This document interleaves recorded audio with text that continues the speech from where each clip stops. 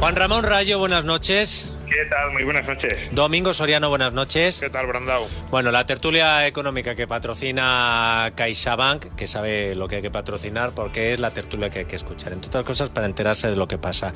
Quiero que empecemos por algo que ha ocurrido hace poco, y es el acuerdo de UGT, Comisiones Obreras y la COE para subir los salarios un 4% ahora y un 3% el siguiente y otro 3% el siguiente año. En total, unas subidas que podemos decir que son más que, por ejemplo, la de los funcionarios, al menos es lo que dicen los funcionarios. Juan Ramón, empiezo por ti y escucho luego a Domingo. Bueno, a ver, en primer lugar, hay que señalar que hasta cierto punto es comprensible que los trabajadores, después de todo el poder adquisitivo que han perdido durante los últimos años, aspiren a recuperar parte de ese poder adquisitivo con subidas salariales. Esto es algo que ya dijimos que iba a ocurrir por mucho pacto de rentas que se quisiera poner encima de la mesa. No puedes exigir ni puedes pretender que un determinado colectivo, ya sean los empresarios, ya sean los trabajadores, estén persistentemente perdiendo poder adquisitivo mientras los precios, mientras la inflación sigue alta y sigue erosionando ese poder adquisitivo. Ahora bien, ¿por qué hasta el momento esto no se había hecho e incluso el gobierno lo había desalentado? Pues porque hemos de tener en cuenta que este tipo de medidas tienen sus problemas, tienen sus contrapartidas, y esos problemas o contrapartidas ni siquiera se refieren necesariamente a que los empresarios vayan a ganar menos dinero y que por tanto estemos ante un problema meramente distributivo entre empresarios y trabajadores. No, aquí hay, si lo queremos, dos problemas vinculados. Uno, que además son dos problemas por los cuales el gobierno hasta el momento se ha colgado dos medallas. Por un lado, que hasta ahora, claro, si los precios han subido más que los salarios, eso significaba que los salarios reales caían y que eso incentivaba la creación de empleo, porque si tú abaratas el precio del factor trabajo, pues habrá más demanda de ese factor trabajo. De ahí los buenos datos de creación de empleo que hemos vivido en toda Europa, pero en especial en España. Y el segundo problema que puede tener a partir de ahora, el primero obviamente es que esta creación de empleo se ralentice si empiezan a subir los salarios, y el segundo problema que podemos tener a partir de ahora es que España tiene una de las tasas de inflación más bajas de la eurozona, por varias razones, algunas de ellas trampas presupuestarias que hace el gobierno para esconder la inflación debajo de la alfombra presupuestaria. Pero en otros casos tenemos una inflación más baja porque los salarios también han subido menos, con lo cual los empresarios no necesitan subir tanto los precios para compensar ese aumento de costes salariales. Con esto no estoy diciendo, y querría matizarlo, que el origen de la inflación sea la subida de sueldos. El origen de la inflación es el exceso de gasto agregado por políticas de estímulo, pero ese exceso de gasto agregado se da en toda la eurozona, y en España es uno de los sitios donde menos han subido los precios porque también es, hasta el momento, uno de los países en los que menos han subido los salarios. Con lo cual, claro, si tú ahora, sin terminar de restringir demasiado este gasto agregado, subes los salarios, pues eso puede dar nuevo combustible a las subidas de precios. En definitiva, que es en parte comprensible, claro, que los trabajadores quieran compensar la pérdida de poder adquisitivo, pero cuidado, porque los puntos favorables que tenía la economía española hasta el momento derivados de esa contención salarial, a partir de ahora se pueden empezar a diluir. A mí esta noticia, que no me parece mala, sin embargo me parece que es como un reflejo o una noticia que te da pie a plantear todos los problemas o la gran mayoría de los principales problemas de la economía española. No me parece mala, pero no me parece mal que los sindicatos y la COE lleguen a ese acuerdo, y estoy bastante de acuerdo con lo que ha dicho Rayo en torno a que parecería lógico en este momento, y digamos que casi era inevitable que se llegase a una situación así, más allá de que una de las dos partes se hubiera establecido en una especie de cerrazón. Pero ¿por qué digo que es el reflejo de todos los males que aquejan a la economía española? Pues, ¿por qué le tenemos tanto miedo en España cada vez que llegan procesos de inflación, las subidas salariales? Porque La experiencia de los últimos 25 o 30 años en España es que solo hemos ganado algo de competitividad, es verdad, a base de reducir costes porque no hemos generado, y eso ya va más a largo plazo, más allá de lo que haya ocurrido en el último trimestre, 6 meses, un año, mejoras de productividad, no hemos conseguido mejoras de competitividad frente a los países de nuestro entorno a base de hacer las cosas mejor. En general, cuando hemos mejorado, lo hemos hecho reduciendo costes. Entonces, lo que nos da miedo es a ver si subiendo esos costes vamos a perder una de las pocas cosas buenas que sí que hemos conseguido consolidar, parece, en esta última década, desde la salida de la última crisis, a partir de 2010, 2012, que es la mejora de las exportaciones, la mejora del sector exterior. Entonces, ¿por qué estamos todos siempre como con la mosca detrás de la oreja y con mucho miedo, con mucha precaución? Porque sabemos que ahí tenemos un problema. Es un problema es que estamos en el límite de empezar a perder la poca competitividad que hemos podido ganar por otros lados. Y luego, la falta de flexibilidad, esa sensación de que todo en la economía española se tiene que hacer de forma centralizada, ese acuerdo político, de nuevo. Probablemente no debería, o sea, yo he dicho antes, es una buena noticia, pero probablemente no debería ser noticia o no debería ser demasiado importante el acuerdo al que hayan llegado las centrales de UGT, de comisiones obreras o con la COE sobre los salarios, porque sería mucho más efectivo que los acuerdos salariales se tomasen a la menor escala posible en cada situación. Si puede ser en empresa, mejor, pero incluso si no puede ser en empresa, si alguien, pues a nivel sectorial, pero y a nivel sectorial lo más cercano posible al trabajador. Pero yo vamos, en mi opinión sería lo mejor a nivel de empresa. Entonces, precisamente por esa falta de flexibilidad, precisamente por esa idea de que todo lo que pacten las centrales sindicales y la patronal puede llegar a afectar o puede tener repercusiones en muchas empresas, especialmente en las pymes que no tienen la flexibilidad ni la capacidad para manejarse, porque las empresas grandes normalmente este tipo de acuerdos lo ven con cierta distancia porque luego ellos ya llegan a acuerdos con sus propios sindicatos y con sus propios trabajadores.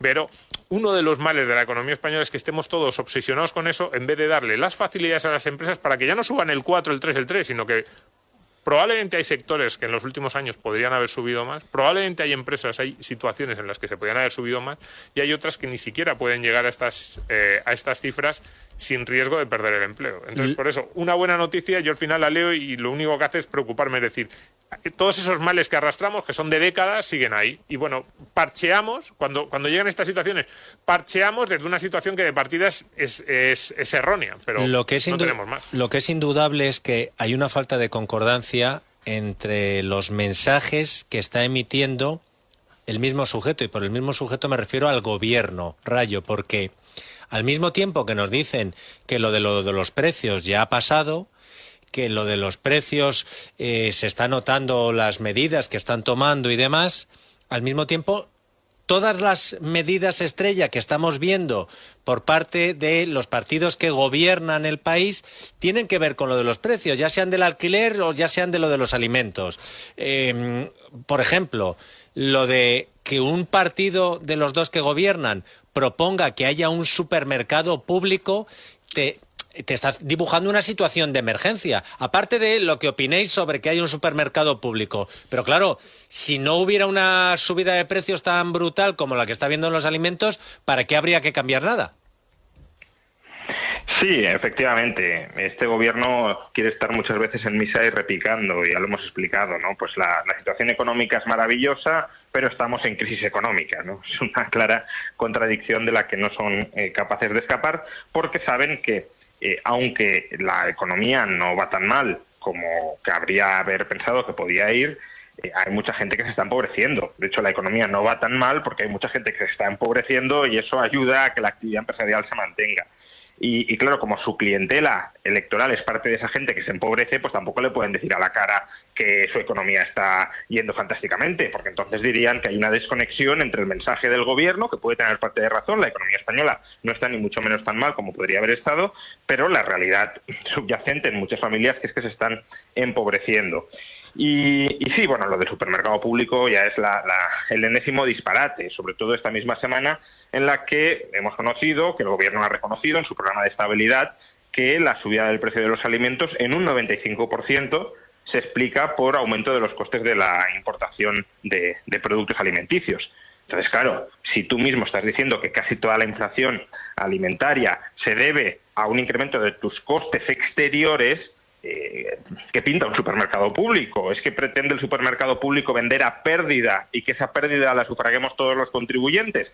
Pues para eso mejor dar subsidios directamente a la población y que se compense la pérdida del poder adquisitivo que han perdido con el incremento de precios, pero no montar pues una empresa pública con empleados públicos, con proveedores, no sé si públicos o privados, porque eso tampoco queda muy claro. Si el supermercado público compra a los proveedores, les comprará al precio que ellos le piden o al precio que les va a imponer, etcétera, etcétera. Es decir, que es un completo disparate que además soslaya que los supermercados privados en España ya tienen un margen de beneficios muy, muy, muy, muy estrecho. Mercadona, que es de los más eficientes, de los más rentables, tiene un margen de beneficio por cada euro vendido del 3%, es decir, que gana 3 céntimos de euro por cada euro que vende. ¿Qué pretende rebajar ahí un supermercado público? ¿De verdad nos creemos que un supermercado público va a ser más eficiente logísticamente que Mercadona, por ejemplo? Obviamente no. Por tanto, a poco que tus costes sean superiores, aunque digas margen cero, no vas a vender más barato que Mercadona.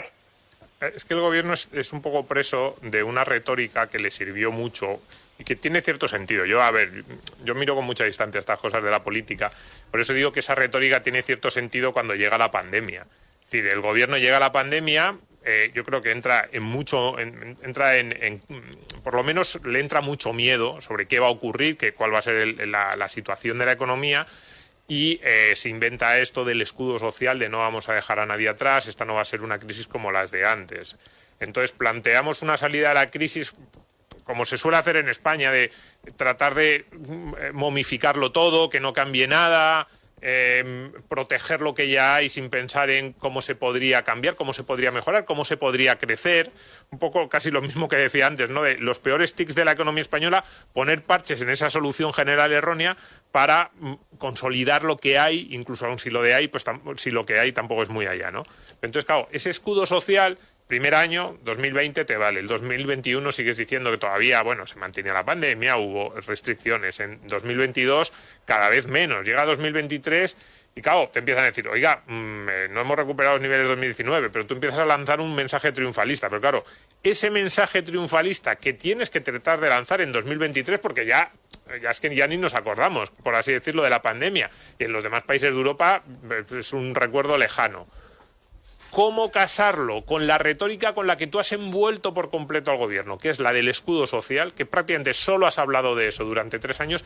Es muy complejo, porque claro, escuchar a Nadia Calviño y escuchar a sus compañeros de gabinete en la misma rueda de prensa, una prácticamente te está vendiendo un cuento de hadas, y los otros te están diciendo, este gobierno, a los cientos de miles, millones de necesitados que hay en España, porque además no son problemas puntuales o no son problemas que digas, estamos tratando de ajustar, de dar un pasito más en esa situación excepcional, ¿no?, que está vendiendo Nadia Calviño, que podría ser el discurso del gobierno.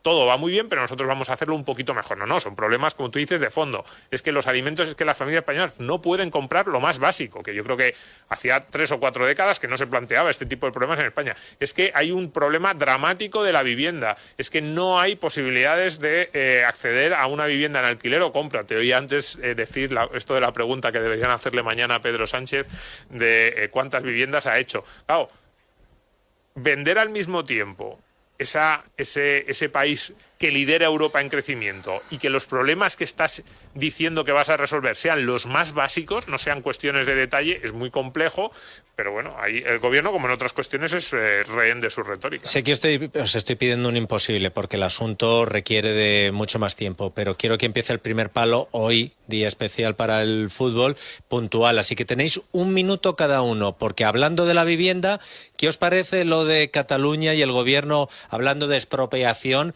¿Es solo más de lo mismo, propaganda para los suyos, o es algo peligroso? Rayo, tu minuto. No, creo que es algo muy peligroso, básicamente porque el gobierno acaba de aprobar una legislación en materia de alquiler que desincentiva el alquiler y que, por tanto, incentiva a mantener las viviendas vacías como segundas residencias, etcétera, o en todo caso, vacías a la espera de que cambie la legislación del alquiler. Con lo cual, claro, si tú apruebas esa legislación para volver al alquiler más asequible y lo que haces es que se hunde la oferta de alquiler, ¿qué te queda? Pues lo que te queda es amenazar a los propietarios con decir, o alquiláis u os expropio.